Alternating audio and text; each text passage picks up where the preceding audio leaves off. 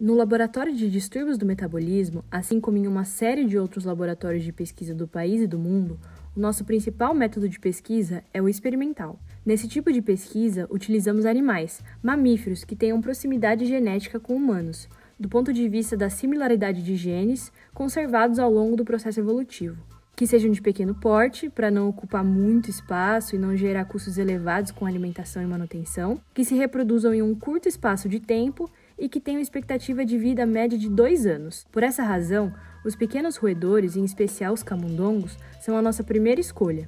Eles são criados em laboratório especificamente para esse fim, para nos ajudar a responder perguntas da ciência. Embora tenhamos um movimento importante para a substituição desse tipo de pesquisa por outros, como uso de células isoladas em cultura ou modelos matemáticos e de bioinformática, o uso de animais de experimentação ainda é um método necessário. Quando queremos entender o efeito de determinadas substâncias como poluentes, nutrientes e até medicamentos no metabolismo, precisamos estudar o organismo todo. Isso quer dizer que sempre que possível nós utilizamos essas outras ferramentas como etapas iniciais das pesquisas. Porém, depois de desvendados os efeitos preditos ou isolados, devemos partir para as investigações em organismos complexos que funcionam de forma semelhante à dos humanos, para que as evidências dos experimentos iniciais sejam comprovadas. As vacinas, por exemplo, são primeiramente testadas em células isoladas ou in vitro em meio biológico, como chamamos de forma mais técnica, mas a sua segurança deve ser testada em animais de laboratório antes que os testes em humanos sejam iniciados. Para complementar ainda mais essa questão, é preciso deixar claro que todos esses procedimentos que são realizados em animais passam por uma rigorosa avaliação de especialistas, que constituem as comissões de ética em pesquisa animal. Nós temos ainda um órgão federal que regulamenta esse tipo de trabalho, o CONSEA. Além disso, todos os pesquisadores que trabalham com modelos animais devem ser previamente capacitados para isso, e a comunidade científica mundial tem o compromisso de seguir os princípios fundamentais de Russell Birch, conhecido como princípio dos 3 R's, que em inglês são Reduce, Refine e Replace. Traduzindo livremente, deve sempre haver reflexão para tentar reduzir o número de animais por procedimento experimental em um estudo, substituir o uso de animais sempre que possível e aprimorar métodos já descritos para minimizar o desconforto animal. Dito isso, vamos apresentar neste vídeo o nosso protocolo para obter um dos principais modelos de estudo do nosso laboratório, o da programação metabólica. Se você não sabe o que é programação metabólica, assista o nosso vídeo anterior que explica melhor esse tema. Nosso modelo começa com a necessidade de criarmos um ambiente metabólico que se assemelhe àquele encontrado nas doenças crônicas não transmissíveis, como a obesidade. Para isso, nós utilizamos uma dieta modificada que contém 4,5 vezes mais calorias provenientes de gorduras e 1,3 vezes mais calorias provenientes de açúcares simples do que a dieta balanceada recomendada para animais de laboratório, que chamamos de dieta padrão ou dieta controle. Essa nossa dieta modificada é então rica em calorias, carboidratos e gorduras, sendo que a fonte principal dessa gordura é composta por ácidos graxos saturados, um tipo de lipídio que está expressivamente aumentado no consumo da população brasileira e que está diretamente relacionado com o perfil metabólico da obesidade.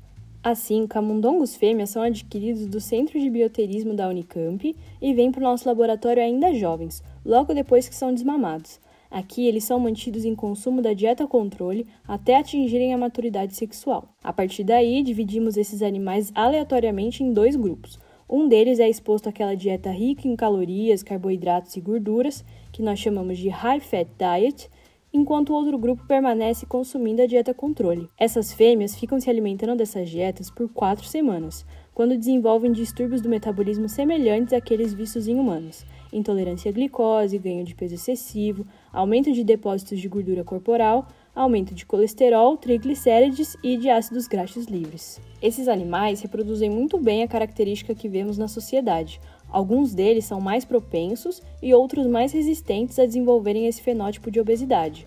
Sendo assim, nós estabelecemos aqui no LabGym, depois de estudos e publicações científicas, um protocolo para classificar os animais em propensos ou resistentes ao desenvolvimento de obesidade. Após as 4 semanas de dieta, nós calculamos a mediana do ganho de peso corporal do grupo que se alimentou com a High Fat Diet, e a partir daí classificamos esses animais em propensos ou resistentes à obesidade, de acordo com o ganho de peso que apresentaram. Aqueles animais que apresentaram um ganho de peso acima dessa mediana são classificados como propensos à obesidade, e aqueles que apresentaram um ganho de peso semelhante ou menor do que essa mediana são classificados como resistentes à obesidade.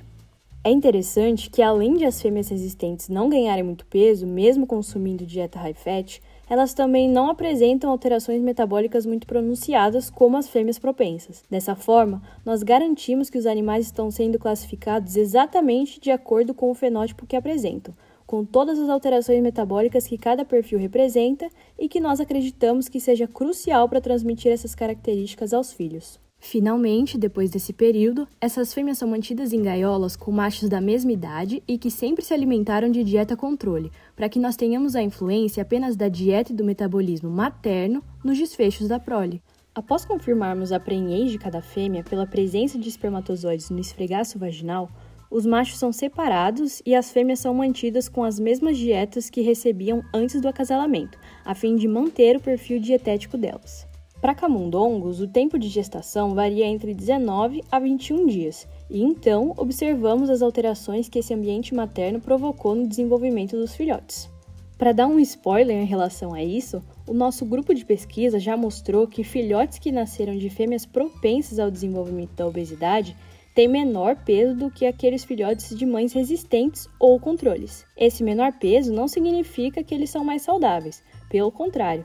Isso mostra que esse modelo materno de obesidade proporciona uma restrição de crescimento intrauterino. Além disso, já nos primeiros dias de vida, antes mesmo de completarem uma semana, esses filhos de mães propensas à obesidade começam a ganhar um peso em uma velocidade superior à dos outros grupos, o que a gente chama de catch-up weight, ou catch-up growth, ou recuperação do peso ou crescimento, já que eles adquirem características fenotípicas de indivíduos obesos. Depois de desmamados, além do maior peso e adiposidade, esses animais também apresentam baixa sensibilidade à insulina, altos níveis de glicose e lipídios no sangue, um perfil bem similar ao de suas mães antes da gestação. Por outro lado, os filhos de mães resistentes à obesidade não apresentam prejuízo metabólico tão acentuado e o seu fenótipo é muito similar ao dos filhos de mães saudáveis. Assim, fica claro que o desenvolvimento de características clínicas e metabólicas semelhantes àquelas presentes nos humanos com doenças crônicas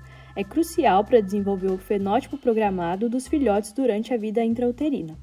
Apesar dos filhotes de mães resistentes serem parcialmente protegidos desse desenvolvimento, mais estudos são necessários para entender como essas informações são passadas de mãe para filho, e se esses animais parcialmente protegidos não vão expressar nenhuma alteração metabólica mais tardiamente, quando forem expostos a situações desafiadoras, como uma dieta rica em gordura, uma gestação ou o próprio processo de envelhecimento. O que sabemos até o momento, e é importante sempre ressaltar, é que a melhor forma de prevenir a obesidade e a autoperpetuação das doenças metabólicas é manter uma alimentação equilibrada em todas as fases da vida.